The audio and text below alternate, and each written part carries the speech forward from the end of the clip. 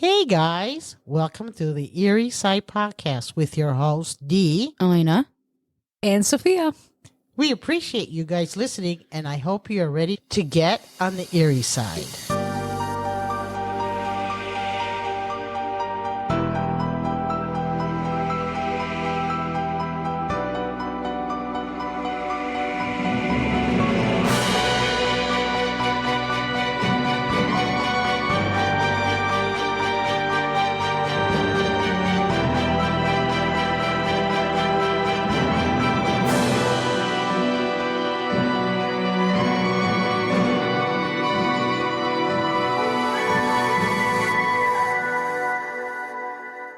Before we get into the show, we would appreciate if you all could give the podcast a follow and make sure the bell notification is turned on so you'll be notified whenever we drop an episode. If you enjoy the show, we would love to have you leave us a review, and if there's a case suggestion or any feedback you'd like to share, feel free to send us a message in the text box below. Share the podcast with family, friends, coworkers, or really anyone you think will enjoy it. Please follow us on Instagram, TikTok, and Facebook. Okay, today the case I'm covering is of Jennifer Kesse.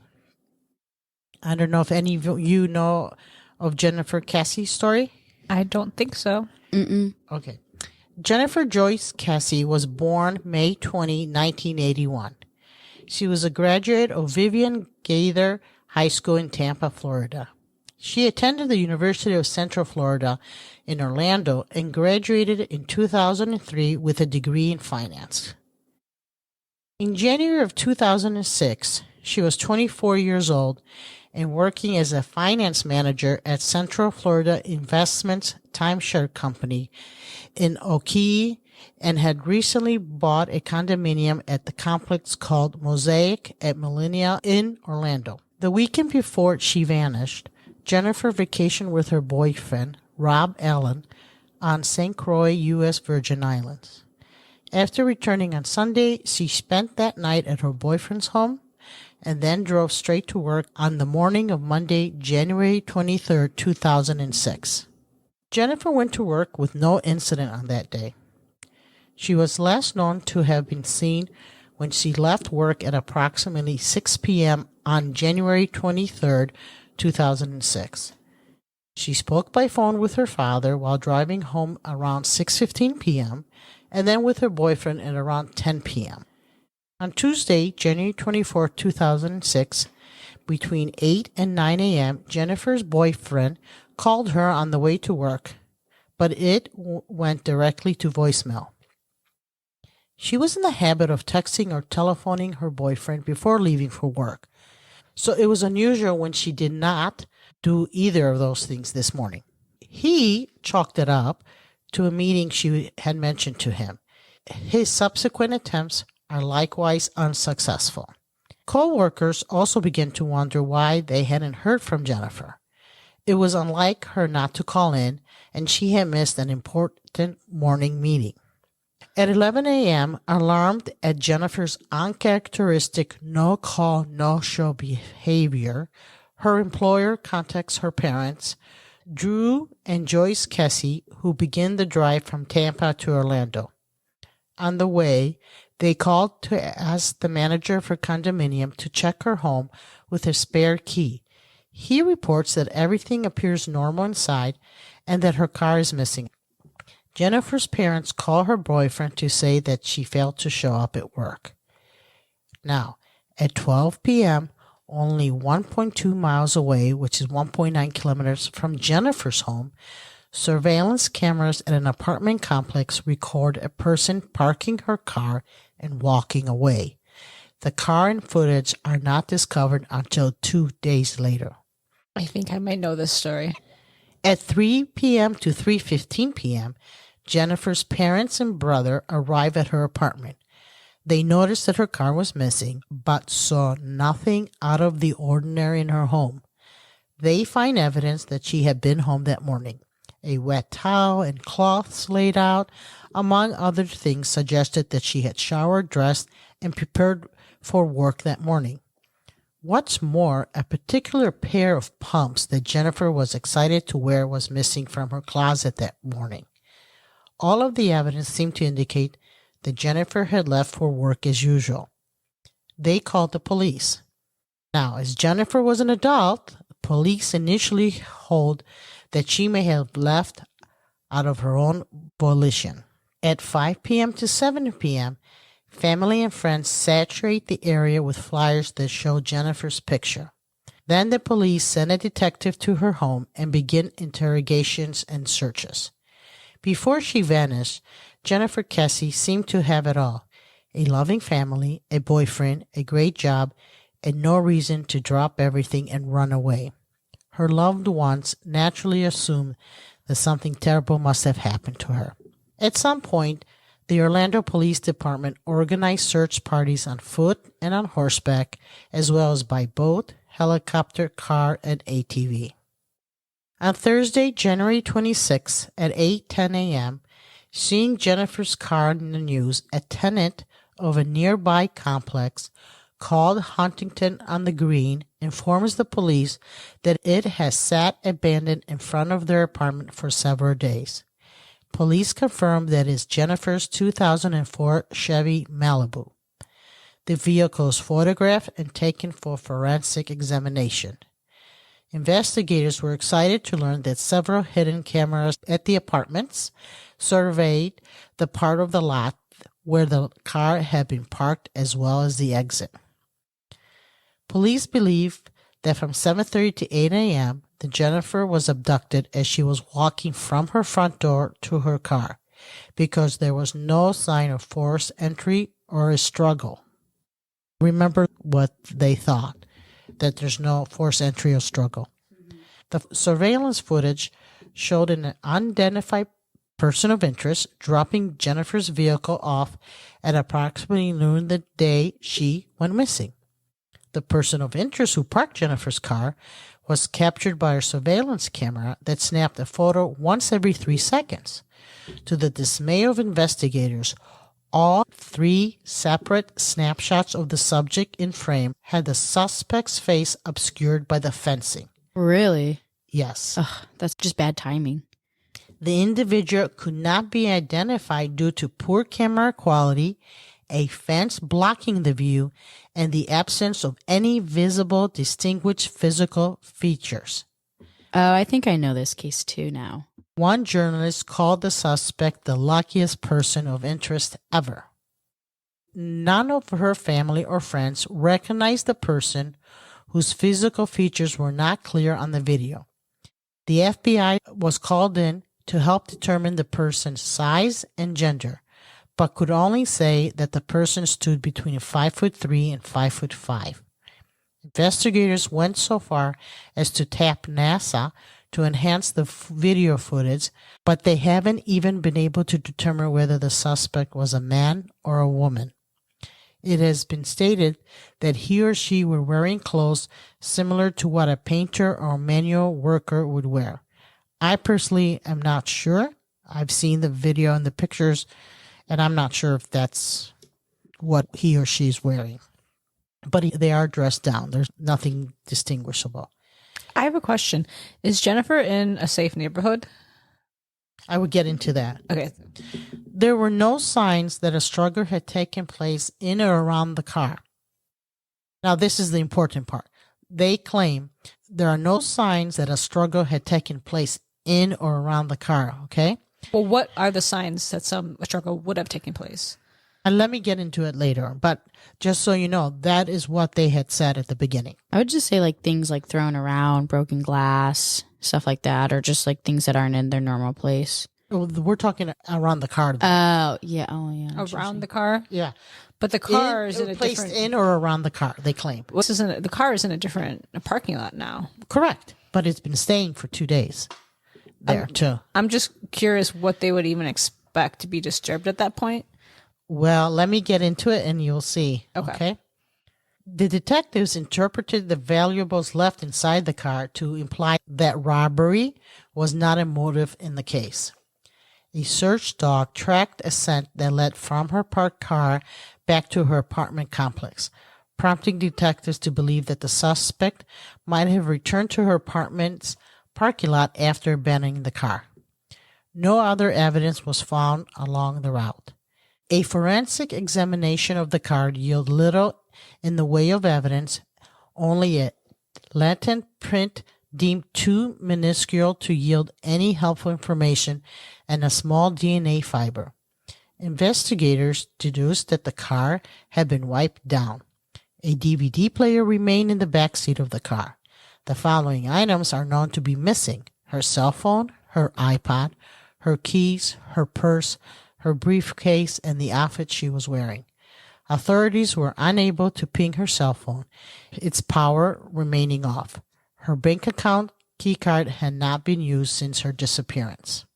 As in customary investigations, first questioned Jennifer's immediate family and close friends to see if any of them have had a motive to abduct her. Her ex-boyfriend, recently upset and wishing to get back together with her, was also interrogated, but it was concluded that he had nothing to do with the abduction. Her current boyfriend was also questioned, but his alibi checked out, eliminating him as a suspect. Prior to her disappearance, Jennifer had expressed concern that her apartment complex was unsafe. She had been living on her own for only a few months prior to her disappearance, and there were few other residents in the complex, which was under major construction, and many of the laborers on site were non-English speaking. Furthermore, she had told family members on several occasions that the construction workers constantly catcalled, whistled at, and harassed her. Due to the language barrier, investigators were unable to interrogate many of them. I don't know why. Right. I mean, Yeah, just wait. get an interpreter. Yeah. Yes, I assume they just were not going to cooperate. I assume that the police just didn't go that extra mile. Yeah. Probably. Okay. That was my interpretation.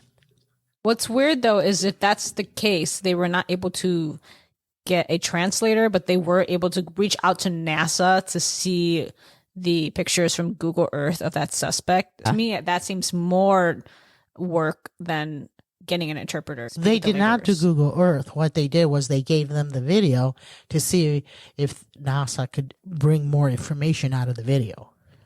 Clear it up. Clear it up and see if he can give them some direction and evidence. Oh, I see. Okay. Well, reaching out to NASA is, But still, yeah, if you can reach out to NASA, you can find an interpreter. yeah. No other leads regarding them were discovered.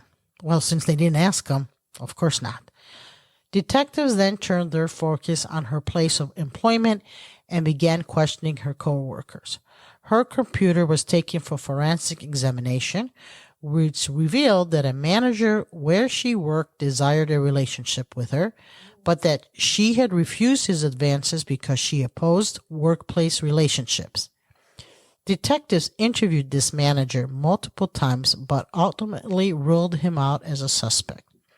Investigators and Jennifer's friends and family remain open to the theory that she fell victim to human trafficking, but considered it less likely than others. Wow. I wasn't even thinking that she was taken for human trafficking, but I mean, it could be. You don't know. definitely. I thought people usually take human traffickers from, I don't know. I thought they find people at risk and they bring them into human trafficking. High risk, yes, but sometimes that's not always the case. I think sometimes it could just be like opportunity. Like maybe her apartment complex wasn't in that nice of a neighborhood and therefore was at more of a risk.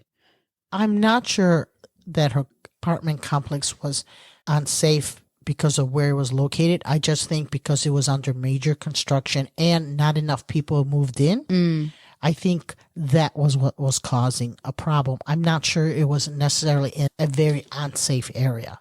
What's concerning about being in that apartment complex where there are not that many residents is that if something were to happen to a resident there and they were shouting, screaming for help, it could be nobody would hear it because it's so isolated.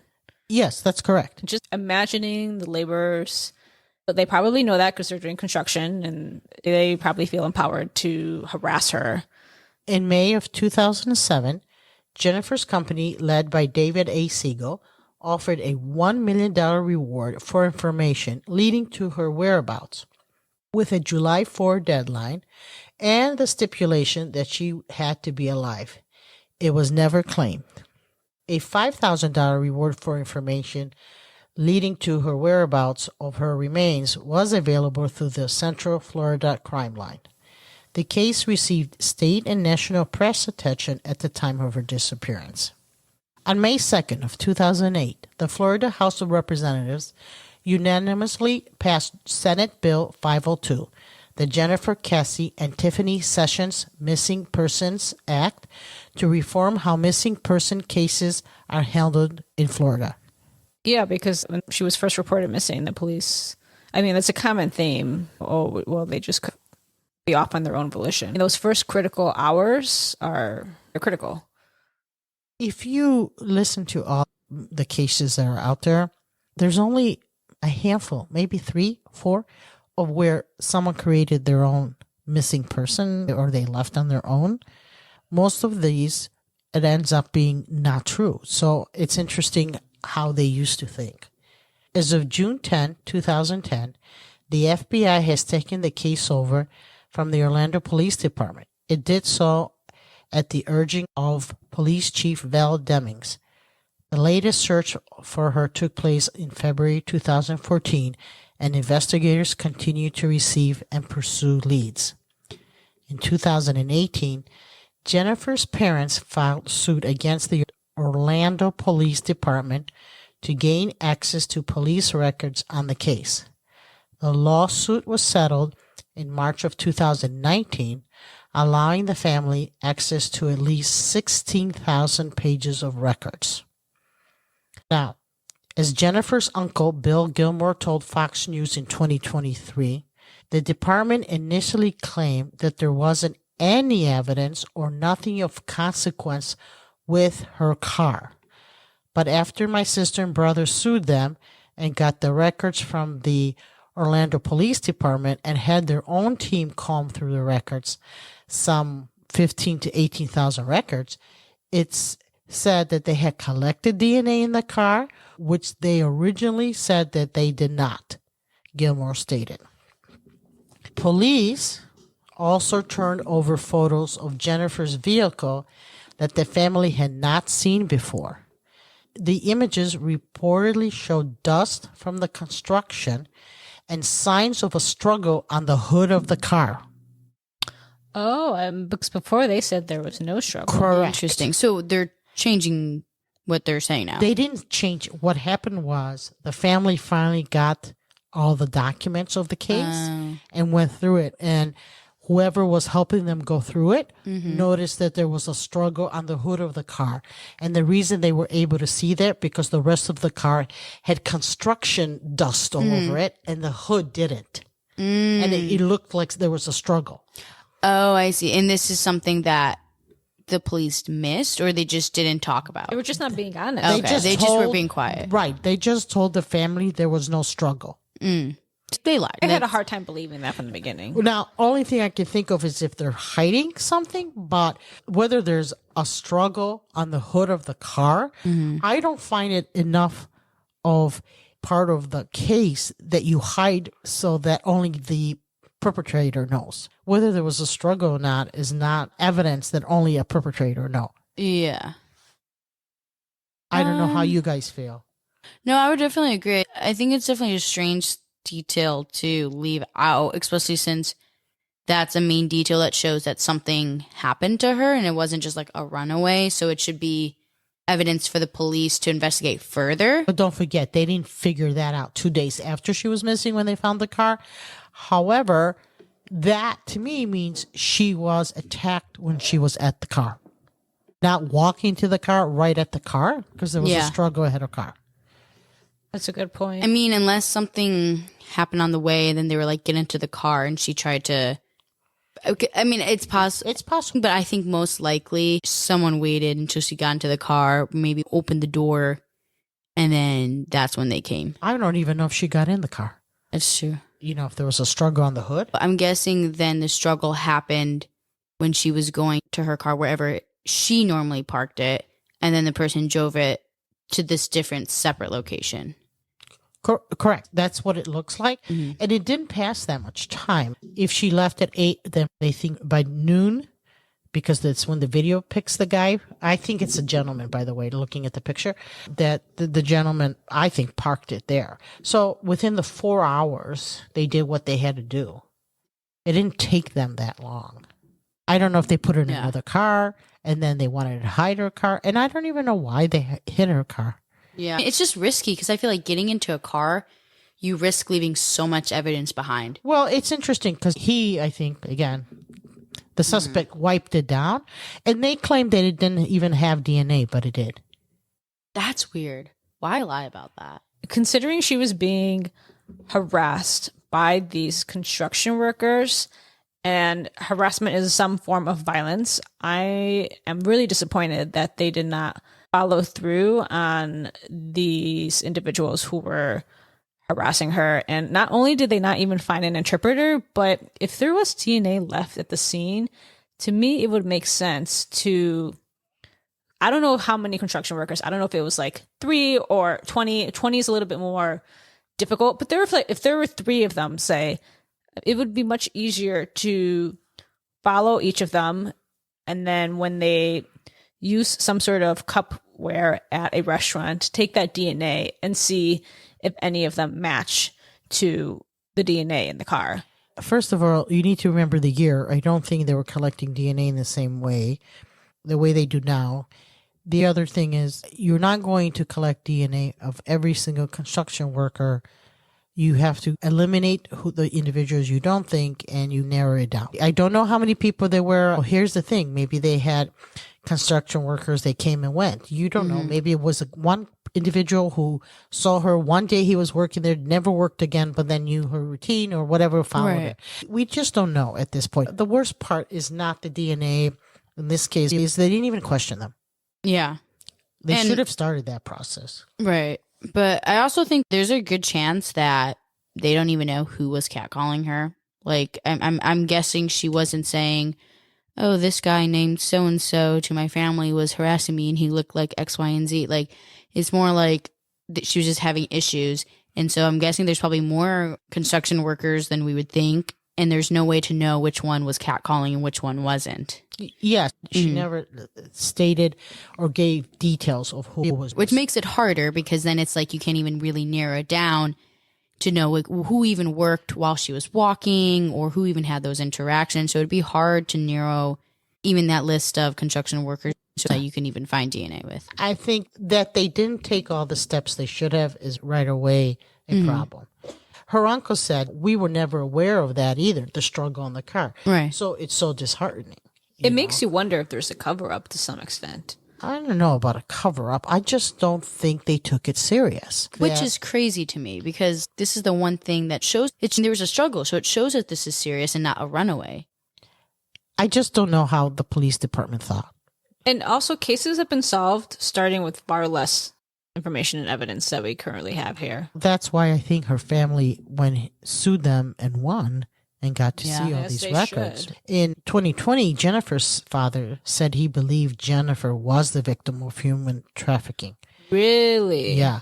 And in 2022, he accused the Orlando Police Department of negligence and incompetence in the investigation into her disappearance. Good for him. He said that more or less the department was incapable of fulfilling an agreement to provide the family with a digital file of Jennifer's case. So they couldn't even put the information they had on a digital file for them. Wow. Which was a long time ago. I don't think they could put all 15,000 plus documents on a digital file. One is it's a financial problem probably. The other is manpower. Yeah. Do they have enough manpower? Do they have a budget to do that? I just don't know. Well, if they had just done a little bit further digging and been a little bit more honest with their parents, they may have never even requested to have all of this on a digital file. It was really the lack of the case being worked that probably led them into this situation for asking for the digital file in the first place. I wonder if the police force was not used to dealing with cases like this. And I think maybe they thought she was leaving on her own accord. I really do think they thought that for a long, long time. So I think if you have people who don't know how to work a case and they don't believe she's gone, I think things begin to fall through the cracks. I just wish before police forces would make the assumption that someone is not missing or in any sort of harm, that they just assume that they could be and act accordingly, because during that time frame of when they assumed she probably just ran away, they wasted the first critical amount of hours that could have potentially, I don't know, but potentially saved her. In all true reality, she may have been dead already. True. We Yeah. really don't know. This is what her father says. He says, now imagine over that time fighting for the unredacted copies with the city's lawyers and trying to have our private investigators find Jennifer from all those files. Then finding out that the lead detective on Jennifer's case did not write a single report or any document since 2010. And he said 12 years. So this is 2022. Drew Kesse said, Wow. her father. He said, we firmly believe the department's negligence and lack of competency cost Jennifer the chance to be found. Is there anything specifically that made her family think she was trafficked? There was no mention as to why he said that. Because early on, they thought of less and less. But now in 2020, he really thought that it could be that. I have no idea. That's so interesting. I'm definitely curious about that. Yeah, I wonder if there's something in the files that they saw that isn't public that made something. That could be, but he didn't say what, though. Yeah. So maybe he's smart enough to know what you can and cannot say to the public. In November of 2022, the Florida Department of Law Enforcement took over the investigation. The Kesse family hopes this will lead to future DNA testing and a break in the case. In December of 2022, it was reported that the investigation into Jennifer's disappearance had turned over to the Florida Department of Law Enforcement, FDLE, cold case unit. The FDLE tends to interview people Kesse's law enforcement team has already identified as possible suspects or people who may have valuable information, and to retest evidence that Jennifer's family says has never been retested. We have had to put great trust in the FDLE, our state law enforcement agency. However, after 14 months of them having the case, we really know very little of their actions or gains in the case. Pretty crappy place to be, honestly, the Kesse said.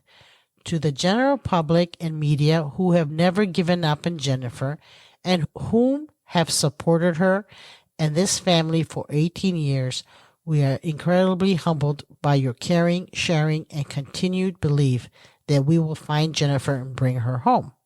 Pretty difficult to comprehend even after 18 years.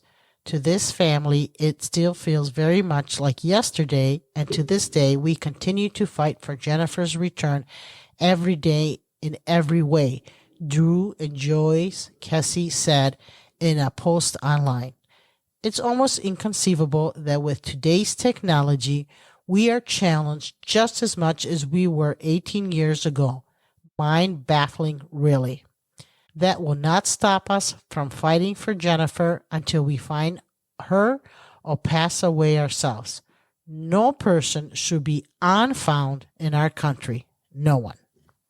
Wow, that's just so heartbreaking. Because it seems like if they could just test the DNA, maybe that they could have a break. It's like they have all the pieces, it just they can't get put together. Correct. And I don't know what is the holdup. I don't know if it's financial. Do they have money for DNA or do the genealogy DNA? I don't know if it's corrupted or damaged. I have no idea. There is no comments. Well, actually, I don't know how it would work to get the DNA retested and how that works. It all depends what condition the DNA is. They can do it if they have enough. Is there any reason that the police would say no to that? Many times when departments don't do DNA testing, it's all because they don't have financial support for it. That's why they sometimes give it to the FBI to do it, because the FBI Right. has more money. Why They don't- have small budgets, many of these police departments, so they don't have the money for DNA testing. Many departments are creating cold cases for that reason, and so they budget that in there. Yeah. But they can't do every single one. Right. They do a little at a time. That's just so unfortunate. Because it's one of those cases where it seems like they're close. I feel that they have a possibility with DNA, and yet they can't get to the tests. Personally, I don't know in what condition the DNA is. However, the family feels that that DNA is in good condition. I don't know if they know something that is not being told to the public, Right. or they're just hoping. I have no idea. Yeah. Whatever happened to Jennifer, maybe no one even saw, because no one has ever said a word about it. There's not many people in those apartment complexes. Yes, but then that means also there weren't any workers who saw anything? And I know there's laborers there, but there's potential that they just looked the other way, especially if they, as a group, are collectively harassing Jennifer and they see one of them take advantage of her. They may not even care because they just don't see her as having any rights or respect. So they may not care if they saw one of their fellow co-workers doing something to her, or maybe it was a group thing. She looks so sweet, and the way she smiles with her eyes too, is so pretty. I don't know what kind of construction they were doing, but I'm wondering, has anyone checked that construction to see if maybe they could have disposed her body in that construction site? True. From what I understand, what they were doing is building up the construction site to build more condos. So I wasn't sure if they were redoing what was there or if they were building more, but it was to bring more people to live there. The way I interpreted, and I may be wrong, it was like she was one of the first out there to live. They maybe built one building and they had people move in, but she was one of the first and it wasn't full. And maybe they were building more buildings. I hate to say this, but that's the perfect scenario for them to dump a body if they're building all these new buildings. I would disagree, because if they're building up, they're not necessarily digging down. So where would they bury her? And the foundation. If they had a building available for You foundations. could have put her in the wall too. Unless it's behind cement. It's sealed. It's sealed. No, you hear those stories where I think people are like, there was like a smell coming in my, and then it's like a dead raccoon or something. If it's not in cement, it would smell. Either of you think she got human trafficked, or do you think she was kidnapped by somebody we don't know about? It's one of two things, I think. Either she was human trafficked or some individual kidnapped her. And what happened afterwards? I don't know if he kept her for a while or he just killed her after a while. It's just that he was very good at covering his tracks. I would agree. I think it seems like those are the two most likely. I 110% do not believe she ran away or anything like that. I just think something happened. Someone did something bad. I just don't know who or what. I don't know if she was trafficked or kidnapped and murdered, but definitely something nefarious happened. And it could have been somebody random, potentially. Yeah. Yes, but to me, random at that building complex where not many Yeah. people were there doesn't sound... In my opinion, I personally think it was probably one of the men who was harassing her. I don't know. I truthfully just don't know.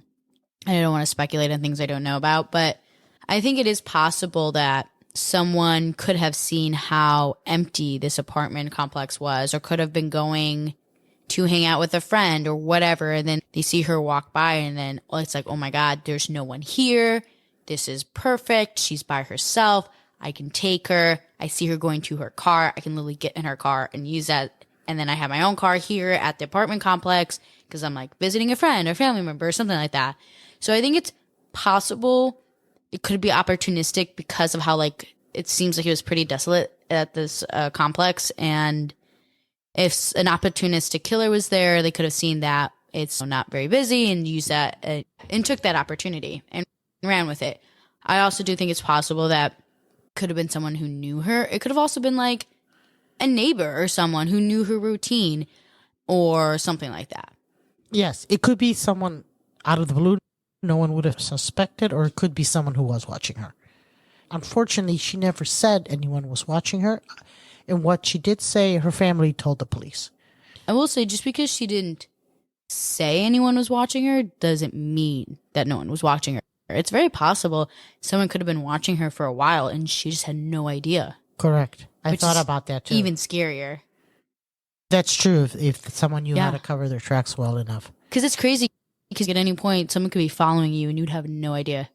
Which is a really terrifying thing to think And about. she would drive into work and work in another whole area. It could be in the building she worked, someone liked her. And followed her home, Right. saw where she lived. Yeah. The possibilities are huge. People are crazy these days. She could have bumped into someone, said, "Oh, I'm sorry," and just went on her way, and that was it for that guy. It doesn't take much for people. So it could have happened at work. Someone followed her home, and now I see that she lives in a pretty desolate area, pretty vacant area. This is perfect, and they took that opportunity. I just don't feel the police turned all the stones over to check it out. I think they left some stones unturned, and that's what I think is the problem. I think that the case should get moved over to the FBI if that's a possibility. It was. It was? Yeah. Oh, is it still? No, they sent it back to Florida. Okay, never mind. So when they sent it to the FBI, did the FBI do the DNA test? Not that I know of. Was it because the police didn't tell them? Or The FBI got it in 2010, 4 years after. So it could be that in 4 years, maybe the DNA wasn't where it is. Yeah. So now it's back to Florida. Yeah, they may not have had the DNA technology because there could have been something back then that wasn't enough of a sample to do a test. But now it is enough because we were more technologically advanced with DNA. So that could be a thing where at that point it wasn't able to get tested for some reason. I do not know if they even told the FBI that they had DNA, considering they were telling everybody else that it wasn't enough. Which would be a big issue, I would think, because that's withholding information. It could have been they just didn't think there was enough, but the FBI could have maybe. I don't know. I don't think that they were holding on to this, these information to be malicious, but it could have just been they just didn't think it was enough DNA or that. If I'm not mistaken, in the early 2000s with DNA, you needed to have someone's DNA to compare it to. So if they didn't have it against a database or something, they didn't have that, maybe they didn't think it was any big deal. Maybe they thought we have the DNA. If the FBI does find someone, then they know we have it and that's all. Now they can take the DNA if it's not Jennifer's and do the genealogy. Right. That wasn't available back then. So I'm wondering if they gave it to the FBI, they did the test, they said, the DNA test, they said, no one in the database, no one that we know about, but we matched it. Yeah, but I've never heard that. Maybe they're keeping it as, I don't know. It could be that happened and now we just have to do genealogy to move forward. Or maybe there hasn't been tested. I don't know. I have no idea. 2010 was a little bit further along. But even then, they needed someone's DNA to compare it to. So they didn't do genealogy. Right. When did the FBI database started? I'm going to look it up. 1998. But it wasn't where it is now. No. That's when it started. And then I'm assuming it just got better as time went on. Jennifer's still considered a missing and endangered individual by the Orlando Police Department, by the FBI, by the Orange County Sheriff's Office, by the FDLE, by the NCIC, by the NCMA, and Interpol.